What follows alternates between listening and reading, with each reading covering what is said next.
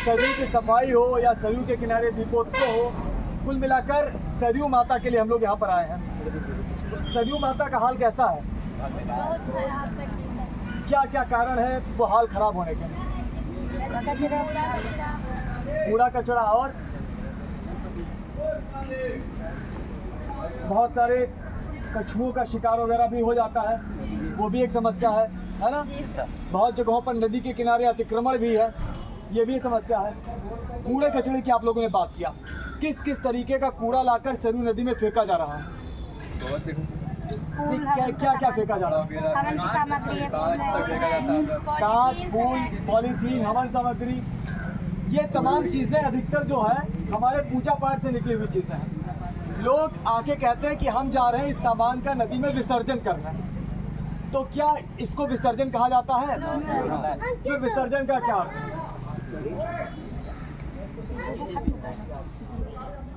देखिए, जब पूजा पाठ होती है तो या तो मूर्ति रखी जाती है। सुनिए, जब कोई पूजा पाठ हम लोग करते हैं तो या तो मूर्ति रखते हैं, या तो कलश रखते हैं, या तो गौर बनाकर रखते हैं। तो जब हम रख देते हैं तब हम लोग ईश्वर का आह्वान करते हैं, हे ईश्वर हमारे स्थान पर आ जाइए, आपकी पूजा करनी है। इस क्रिया को बोला जाता है स्थापना। क्या है? स्थापना।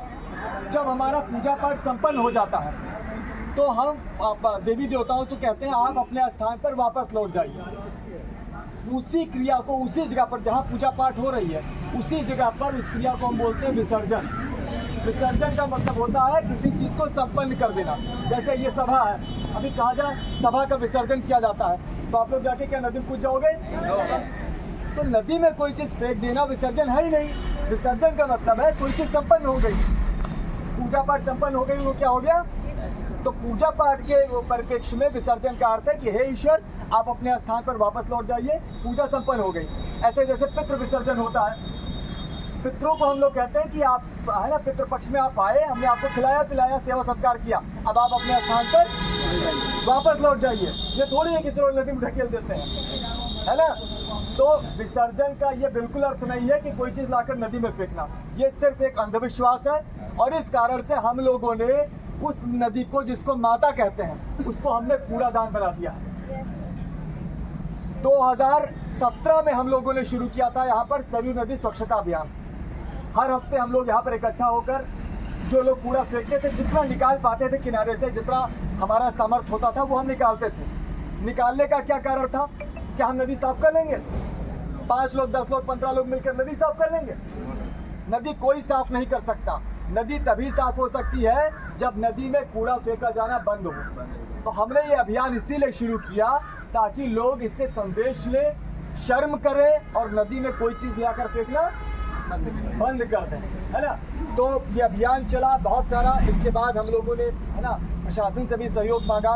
ऊपर जाल, है ना, प्रशासन ने देखा भाई इतने सारे लोग सरयू माता की रक्षा के लिए लगे हुए हैं, तो प्रशासन भी जागा, ऊपर जाल लगाया गया और भी कोशिशें की जा रही है कि भाई ये चीज़ें ठीक की जाए। लेकिन ये तब तक ठीक नहीं होगी, ना सरकार कुछ कर सकती है, ना प्रशासन कुछ कर सकता है, ना कोई संस्था कुछ कर सकती है, जब तक लोग न सुधर जाए, है ना? अब देखिए, ऊपर जाकर एक जाल टूट गया था किसी कारणवश, शायद किसी गाड़ी ने ठोक दिया होगा। उस जाल पे रास्ता लोगों को मिल गया, वापस वहाँ से फेंकना शुरू किया। फेंक के तमाम बोरा और तमाम पन्नी वगैरह वहीं पर लगा दिया है ना? तो इतना रोकने के बावजूद लाखों रुपए खर्च हुए जाल लगाने में, सिर्फ कूड़ा फेंकने से रोका जाए इसके लिए, है ना? इसके बावजूद जैसे जैसे लोगों को मौका मिल रहा है वहाँ फेंक रहे हैं, जाके फेंक रहे हैं। नदी में राख फेंकने के कारण नदी में दलदल हो गया है। उस अभी पुल के नीचे आप नदी में उतरिए, दलदल हो गया है, पैर आपका फंसेगा, निकल नहीं पाएंगे वापस। किस वजह से हुआ? राख फेंकने के कारण। लोगों को लगता है हम तो पूजा पाठ की सामग्री है फेंक रहे हैं लाकर, बड़ा धार्मिक काम कर रहे हैं। इस कारण से कई लोग डूब के मर भी गए हैं। बहुत सारे लोग यहाँ डूब के मरे हैं। शायद इसका बड़ा कारण ये भी रहा हो कि उस दलदल में पैर फंसा हो, ना निकल पाए हो, है ना? या कि हम लोग प्लास्टिक फेंकते हैं। एक पॉलीथीन छोटे छोटे टुकड़ों में टूटती है, उसको खाकर 6 जलीय जीव मरते हैं नदी में। एक रिसर्च हुई, उसमें पता लगा। अब सोचिए, इतना प्लास्टिक लाकर फेंक रहे हैं, इसमें 9 प्रजाति के कछुए अपने यहाँ पर हैं, इस जगह पर, है ना? ये सब मर रहे हैं। और ये कछुओं के बारे में एक बात कही जाती है कि कछुआ जहाँ जहाँ रहता है पानी साफ वहाँ बहता है। क्यों? कछुए पानी के अंदर वही काम करते हैं जो काम गिद्ध जो है जमीन पर करते हैं, गंदगी खाते हैं। ठीक है, तो कछुआ अगर नदी में रहेगा तो नदी को वो साफ करता रहेगा। नदी का असली सफाई कर्मी कौन है? कछुआ ही है। अब कछुओं की संख्या कम हुई, ये जितनी 9 प्रजातियां यहाँ पर हैं, ठीक है, ये तो कुल है ना 15 प्रजातियां हैं, है ना, इसमें से 9 प्रजातियां यहाँ पर हैं। तो इसमें से कुछ कछुए मांसाहारी हैं, कुछ कछुए शाकाहारी हैं। अब मांसाहारी कछुए जो है वो जैसे कोई मछली मर गई, है ना, कोई भी जानवर जलीय जीव मरा तो उसको खाकर सफाई करते हैं। जो शाकाहारी कछुए हैं वो क्या करते हैं, जो इसमें तैरती हुई घासें हैं, है ना, और या वनस्पतियां हैं, हाँ, उनको खाकर, काई है उसको खाकर ये सफाई करते रहते हैं। तो कछुओं का काम नदी में सफाई करना है। कछुए जिंदा बचेंगे तो नदी बची रहेगी, है ना। कछुए ही नहीं, मछलियाँ भी काफ़ी हद तक ये काम करती हैं, और ये तमाम जीव जंतु जो नदी के अंदर रहते हैं। तो हमें इन जीव जंतुओं को भी बचाना है। कहीं पर कोई कछुए की तस्करी कर रहा हो, कछुआ आपको पता है एक वन्य जीव है, इसमें से अधिकतर कछुए, इनको मारना 5 साल से 7 साल की जेल और कई हजार रुपए का जुर्माना है अगर पकड़ा जाए वो व्यक्ति को, है ना। तो ये कानून क्यों बना? क्योंकि ये कछुए बड़े ज़रूरी हैं, है ना। कभी कोई कछुआ मारते दिखे, आप तुरंत वन विभाग को संपर्क कीजिए। वन विभाग का हेल्पलाइन नंबर है 1926, ठीक है, उस पर आप लोग संपर्क कर सकते हैं, या तो आप वन दरोगा जी का नंबर हो, DFO का नंबर, तो उस पर फ़ोन कर सकते हैं। तो हमें कछुओं की तस्करी रुकवाना है। गांव-गांव में हो रही है, बहुत सारे लोग जो मछली मारने जाते हैं, मछली के जाल में जो कछुए फंस जाते हैं उसको अलग बेच लेते हैं। इन तमाम चीज़ों पर हमें रोक लगानी। कछुए ही नहीं, तमाम हमारे वन्यजीव गांव में रहते हैं, हिरण रहते हैं, शाही रहती है, खरगोश रहता है, सियार रहता है, ऐसे तमाम जानवर है ना, लोमड़ी है, इनका भी तेंदुए यहाँ पर नहीं है, बहुत पहले रहते थे, ये पूरा गोंडा जंगल ही था। हम इंसानों ने क्या क्या अपनी जनसंख्या बढ़ाई, सारे जंगल खत्म कर दिया, अब जानवर यहाँ क्यों रहेंगे? अब ये है कि जंगल चूंकि कम बचे, कभी कभी भटक कर एकाध तेंदुआ आ जाता है, पर यहाँ तेंदुआ नहीं रहता है ना। तो जो भी ये वन्यजीव हमारे गांव में है, हम लोग उनको भी बचाएं, वो बड़े ज़रूरी है। हमारे पूरे जैव तंत्र में उसका इंपॉर्टेंट रोल है। अब आप पे कोई बताएगा क्या कि जैव तंत्र को बचाना क्यों ज़रूरी है? जैव तंत्र, जैव विविधता, ये बातें करते हैं ना कि भाई इसको बचाना चाहिए या वन्य जीवों को बचाना चाहिए, ये बात क्यों की जाती है? हमारी धरती पर जितने भी चीज़ें जीवन के लिए, है ना, संबंधित है, जैसे हमको ऑक्सीजन मिल रही है, हमको रहने लायक तापमान मिल रहा है ना, कार्बन का चक्र है, नाइट्रोजन का चक्र है, तमाम चक्र है ना। फसलों के उत्पादन में नाइट्रोजन का चक्र बड़ा इंपॉर्टेंट है, कार्बन का चक्र हमारे धरती के तापमान के नियंत्रण में बड़ा ज़रूरी है। तो इन तमाम प्राकृतिक चक्रों में, और यही नहीं, खाद्य चक्र भी है, इसमें बड़ा योगदान कौन रखते हैं? ये तमाम जीव जंतु। जीव जंतु क्या करते हैं कि खाने को प्रोसेस करना, जैसे खाना उसके बाद गोबर निकलता है, तो उस गोबर में बड़े पैमाने पर नाइट्रोजन होती है, वो मिट्टी में वापस नाइट्रोजन की कमी पूरी कर देती है, मिट्टी उपजाऊ हो जाती है ना। ऐसे मधुमक्खी है, आप लोगों ने फूलों पर मधुमक्खी बैठे देखा होगा ना, परागण करती है। अगर मधुमक्खी फूलों पर बैठ कर नर फूलों से मादा फूलों पर पराग के कणों को ना पहुँचाए तो फूल में, उस फूल में निषेचन होगा ही नहीं, वो फूल फल में बदलेगा ही नहीं, उस पौधे में एक भी दाना, फल, अनाज कुछ नहीं लगेगा। तो ऐसे ही जितने प्राणी हमारे प्रकृति में है, ये हमारी प्रकृति को संतुलित रखते हैं। ये खत्म हो जाए तो धरती खत्म, जीवन खत्म, हम सब लोग खत्म, पानी नहीं मिलेगा। अगर इस समय यहाँ पर बड़े पैमाने पर जंगल होते तो यहाँ पर बारिश बड़ी अच्छी होती। अब बारिश में कमी देख रहे हैं, इसका बहुत बड़ा कारण है कि हरियाली खत्म हो गई है ना। और हरियाली जब रहती है तो वो बारिश के पानी को जमीन के अंदर भी पहुँचाती है, वरना ऊपर का पानी बह जाता है। इस कारण से भूजल भी हमारा गिरता जा रहा है।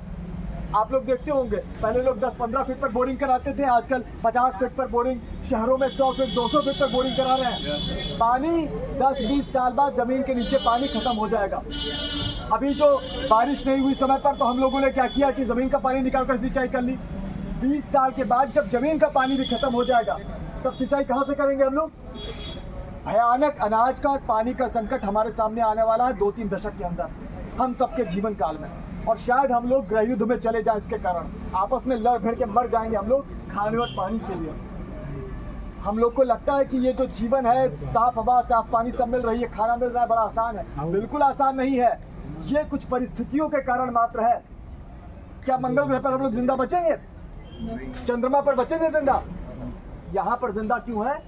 इस परिस्थितियों के कारण। इन्हीं परिस्थितियों को हम लोग पर्यावरण कहते हैं। जीने लायक परिस्थितियाँ, जीने लायक पर्याप्त ऑक्सीजन है, जहरीली गैसें कम है, साफ पीने वाला पानी है, नदियाँ है, जंगल है, जानवर है, तब यहाँ पर जीवन है। ये खत्म हो जाए या इसमें 2-4 चीज़ें भी खत्म हो जाए तो जीवन हमारा डगमगाने लगता है। तो बिल्कुल ऐसे ही जब प्रजातियां जिस तेजी से खत्म हो रही हैं, आपको पता है रोज 100 से ज़्यादा प्रजातियां धरती से विलुप्त हो रही हैं। विलुप्त का मतलब जानते हैं क्या है? एक भी प्राणी उसका शेष नहीं बच रहा है, उनका सत्यानाश पूरा सफाया। 100 से ज़्यादा प्रजातियां, सोचिए इतनी बड़ी तेजी से हो रहा है। इसका कारण जानते हैं कौन है? हम इंसान, हमारी गतिविधियां। बड़े पैमाने पर हमने खेती के लिए जंगल काटे, जानवरों की चराई के लिए हम लोग जंगलों में और तमाम जगहों पर लेकर जाते हैं। बड़े पैमाने पर चारण हो रहा है, पौधे बड़े होकर पेड़ नहीं बन पा रहे हैं। शहर हमारे बढ़ते जा रहे हैं, हमारी जनसंख्या बढ़ती जा रही है, प्रदूषण बढ़ता जा रहा है, नदियों में हमने नाला बना दिया है। तमाम कारण जिम्मेदार हैं। अब हमारे पास पानी गले तक पहुंच चुका है, पानी गले के ऊपर जाने को है। अब अगर हम लोग नहीं सुधर गए, हम सबका बहुत बुरा हम लोगों का मौत और समझिए अस्तित्व खत्म होना होगा। तो ये बहुत आपातकालीन समस्या है। ये पर्यावरण को बचाना, नदी को बचाना, ये कोई हॉबी नहीं है, ये कोई ऐसा काम नहीं है कि हम लोग आ रहे हैं फोटो खिंचवा ले रहे हैं, बड़ा सुंदर काम किया है, बड़ा महान काम किया है। ये एक आवश्यकता है। हमारे पूर्वज नदी के किनारे चप्पल पहनकर नहीं आते थे, नदी किनारे थूकते नहीं थे, नदी तालाब के किनारे ऐसे नियम थे। आज तो हम लोग नदी को, तालाब को, सबको कूड़ा घर बना दिया, काट रहे हैं सब लोग। हमें ये सब कुछ बंद करना है। ये देखिए आप लोग एक चीज, ईगो हम लोग क्या बात कहते हैं? Chain, food chain. ये चेन है कि ये चेन है? चेन जैसा क्या लग रहा है? ईगो। ये है ईगो, ये है ना। यहाँ पर तो हम सबसे ऊपर है ना, हम इंसान सबसे सुपीरियर, हम जो चाहे वो कर ले धरती का, है ना, हमने ऐसा मान बैठे हैं हम लोग। तो ये हमारा ईगो है, हमारा अभिमान है, और ये हमको ले डूबेगा। हमको इस पर विश्वास करना है, वसुधैव कुटुंबकम, कि पूरी धरती एक परिवार है। धरती पर लाखों प्रजातियां हैं, उसमें हम इंसान भी एक प्रजाति है, और सारी प्रजातियों के बराबर ही हमारा इस धरती पर अधिकार है। एक चींटी का जितना अधिकार है इस धरती पर, उतना हमारा है, ना कम ना ज्यादा, है ना। हम लोग ये बात समझे। ये एक आप लोग देखिए, नदी में जगह जगह पर ऐसे जाल इधर से उधर बांधे हुए रहते हैं, जीवों का प्रवाह इधर से उधर नहीं हो पाता है। ये भी मछलियों के, कछुओं के मारे जाने का बड़ा कारण है। कछुओं को सांस लेने के पानी के ऊपर आना पड़ता है। मछलियों की तरह कछुओं के गलफड़े नहीं होते हैं कि वो पानी के अंदर सांस लें, उनको बाहर निकल के सांस लेना पड़ता है। वो एक तरह के रेप्टाइल है ना, सरीसृप है। तो कछुए कई बार जाल में फंस जाते हैं, ऊपर नहीं आ पाते, कुछ देर मर जाते हैं डूब के वहीं, है ना। और दूसरा, जानवर इधर से उधर जब प्रवाह करते हैं तब वो जाकर अपना प्रजनन करते हैं, तब वो अपनी आवश्यक न्याय करते हैं। ये जाल जहाँ भी लगे इसको रुकवाना है, गांव में न लगने पाए, लगे तो आप मत्स्य विभाग को सूचित कीजिए। ये गलत है, खासकर इसमें अगर मच्छरदानी वाले जाल लगे हैं तो। नदी को बाधा नहीं जाना चाहिए, नदी स्वतंत्र बहनी चाहिए, इस बात का ध्यान रखना है। बाकी सरयू नदी में किसी तरीके कचरा न फेंके, यहीं पे कटरा घाट की फोटो है ना। और बाकी मैं हूँ नेचर क्लब फाउंडेशन से, तो आप लोग अगर यूट्यूब का इस्तेमाल करते हैं या फेसबुक का, तो आप नेचर क्लब फाउंडेशन से जुड़िए। हम लोग तमाम जानकारियाँ वहाँ पर सोशल मीडिया के माध्यम से देते रहते हैं, है ना। तो आप लोग वहाँ जुड़िए। हम लोग पर डे छोटी छोटी डॉक्यूमेंट्री फिल्म्स और तमाम ऐसे इन्फॉर्मेटिव वीडियोज़ भी शेयर करते रहते हैं पर्यावरण और जानवरों के बारे में, है ना। और गोंडा में नेचर क्लब के माध्यम से हम लोग नदियों की सफाई हो गई, स्कूलों में जन जागरूकता कार्यक्रम हो गए, घायल पशुओं का उपचार हो गया, है ना, और ऐसे तमाम कार्यक्रम करते हैं। बाकी ये जो स्टॉल है ना, TSA टर्टल सर्वाइवल अलायंस नाम का एक संस्था है, एक अंतर्राष्ट्रीय संगठन है। यहाँ पर सरयू नदी में 2003 से अध्ययन कर रहे हैं कछुओं के ऊपर, ठीक है। और उन्हीं के प्रेरणा से हम लोगों ने यहाँ पर सरयू नदी स्वच्छता अभियान शुरू किया, क्योंकि कछुओं की बुरी हाल है, मर रहे हैं। तो सबने मिलकर, हम लोगों ने मिलकर सोचा कि भाई यहाँ सफाई अभियान निरंतर चलाएं, ताकि लोगों के अंदर पूरी जागरूकता है, लोग इसमें साथ में जुड़े, है ना। तो इस जागरूकता को हमको भी दूर दूर तक पहुंचाना है। आप सब लोगों से निवेदन है, अपने गांव में, आप जहां भी रहते हैं, सोशल मीडिया के माध्यम से, अपने स्कूल्स में, कॉलेजेस में, अपने NCC के ग्रुप्स में आप लोग इसके बारे में लोगों को समझाइए, विसर्जन का अर्थ समझाइए। नदी हमारी माता है, कूड़ेदार नहीं है, ये मतलब समझाइए। पर्यावरण, जानवरों के बारे में समझाइए, ये आप सबकी जिम्मेदारी है। भाई मैं आपको यहाँ बता रहा हूँ, अब आपके दोस्तों के पास तो नहीं पहुँच पा रहा हूँ ना, लेकिन आप लोग तो पहुंच जाएंगे, है ना। इसको बताएं। बाकी आप लोग भी कभी भी आपके गांव में अगर नदी का घाट है या तालाब है, कभी मौका मिले 5 लोग 10 लोग निकल जाइए, थोड़ा सा सांकेतिक रूप से सफाई अभियान चलाइए, फोटो खींच के अपने गांव के ग्रुप में डाल दीजिए, है ना, कि भाई देखो हमने यहाँ पर जो सभी ने मिलकर गंदगी की है, हमने मिलकर उसे साफ किया है और आप लोगों से निवेदन है आगे से गंदगी ना डालें। तो अगर हम खुद सफाई करके तब लोगों से कहेंगे भाई ना डालो तो लोग मानेंगे, लेकिन अगर खाली हम कहेंगे मत डालो तो लोग नहीं मानेंगे। तो ये काम हम लोग अपने गांव में कर सकते हैं ना। तो आप लोग एनसीसी के कैडेट हैं भाई, एनसीसी बनाई गई थी कि कभी जरूरत पड़ेगी तो युद्ध में इस्तेमाल किया जाएगा, है ना, थोड़ा हेल्प ली जाएगी। युद्ध तो नहीं हो रहा ना, लेकिन प्रकृति के खिलाफ युद्ध जारी है। प्रकृति के खिलाफ, पर्यावरण के खिलाफ, नदियों के खिलाफ, जंगलों के खिलाफ, जानवरों के खिलाफ युद्ध चल रहा है ना। इस युद्ध में भी आप लोगों को एक सैनिक की तरह आना, सबको आना है। तो अभी के लिए आप लोग ये काम कर सकते हैं और लोगों को इसके बारे में जागरूक करें।